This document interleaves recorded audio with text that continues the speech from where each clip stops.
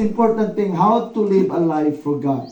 Since nga, we are now in the season of New Year, na nato sa bagong tuig, o muni usa sa mga gipadayag sa Ginoo nako in the past week, mga kaigsunan.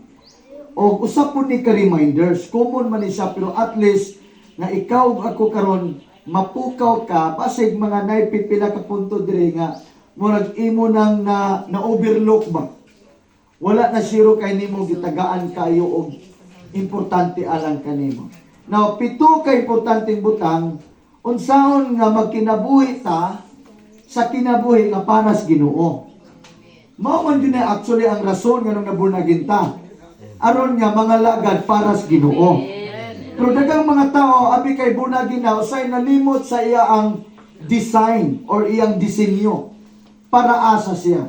Dagang mga tao nga paminaw nila, ang kalipay ra nila, nga unsay naa sa kalibutan nga kalingawan, kasi tawag ani mga kalibutanon ba nga kailigon.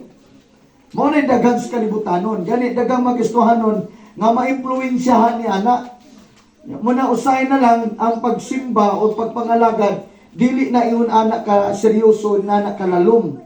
Kay usay mahitabo, murag sama na punta kaniadto nga kung makasulod og simbahan daog na. Pero sa mga taong Kristohanon nga mga lagad para sa Ginoo, lahi na nga kinabuhi. Hinumdumi na ninyo karon, amen? Amen. Ingay mong abay na igsoon, lahi ang kinabuhi nga para sa Ginoo.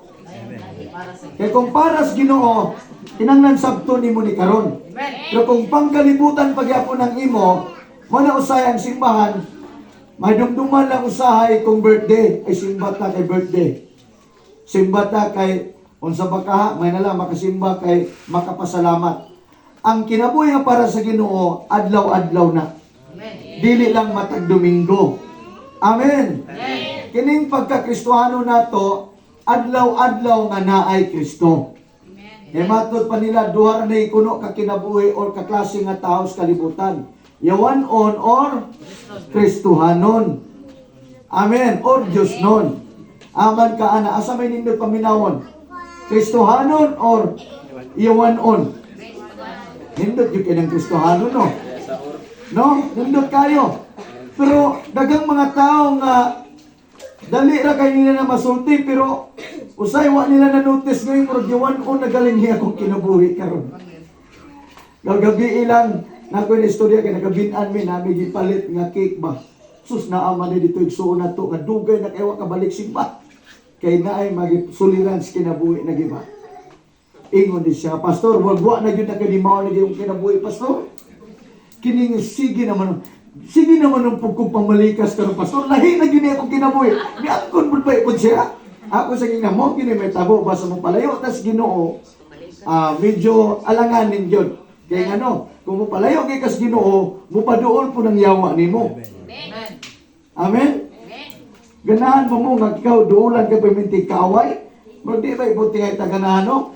Kaya ano, pagkaaway gali, sinang pangilabot. Kinsa pa ko'y ganahan nga sige tag-awayon. Di ba ibuti taganahan. Huwag matod pa nila, hurot na gina kong pangilog, pastor. Mayawaan na naging apel. Hurot ang pailog, nayawaan yung apel. Ako sa gigasig. Ingin siya nga, sige na pastor, maning kamot na ko. Kaya mo simba na kong balik sa Ginoo. Atong palagpakan sila. At least, na ay pagkaning kamot. Pero mo na yung pinaka-dindian naging. Lisod mong kayo nga, kiniunya-unyaon na itong Ginoo.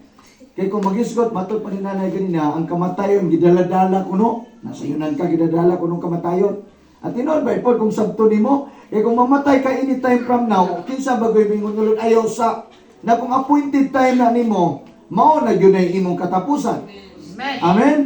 O niya, gani ang realidad, kung mag-isgot ka kamatayon, normal na yun na karon sa amo galing lugar karon. Dunay nang haybulong, ha, bata pa man kay to. Dunay namatay silingan na mo, bago pa.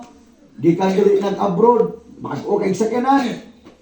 O niya, mga 30 ka pinpay edad, dito kunog Davao, kaya na ako nigibaligya dito. Dito na po di-atake. O niya, silang silingan po, napoy, medyo na naggibati, hambing balatian, sila bata pa po, bigo na ko, nakaduman na po silang kamatay. Normal ang kamatayon, mo ginay realidad. Pero ang dili normal diha nga mamatay ka nga wa gyud kay nahimo para sa Ginoo. Amen.